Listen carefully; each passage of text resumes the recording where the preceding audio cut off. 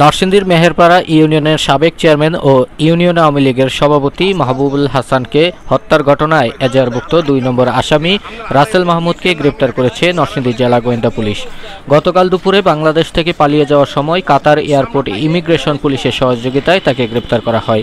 আজ শনিবার সকালে পুলিশ সুপার কার্যালয়ে এক সংবাদ সম্মেলনে এই তথ্য জানান নরসিংদী পুলিশ সুপার মোহাম্মদ মোস্তাফিজুর রহমান। সংবাদ সম্মেলনে পুলিশ সুপার জানান, হত্যার ঘটনায় এখন পর্যন্ত ৮ জনকে গ্রেপ্তার করা হয়েছে। এর মধ্যে হত্যা মামলার এজাহারভুক্ত ২ নম্বর আসামি রাসেল মাহমুদ হত্যার পর থেকে পলাতক ছিলেন। পলাতক অবস্থায় বাংলাদেশ থেকে কাতার হয়ে দক্ষিণ আফ্রিকায় পালিয়ে যাওয়ার চেষ্টা করে। পরে কাতার এয়ারলাইন্স ইমিগ্রেশন পুলিশের সহযোগিতায় তাকে গ্রেপ্তার করা হয়। গ্রেপ্তারের পর তার কাছ থেকে হত্যার ব্যবহৃত একটি চাপাতি উদ্ধার করা হয়।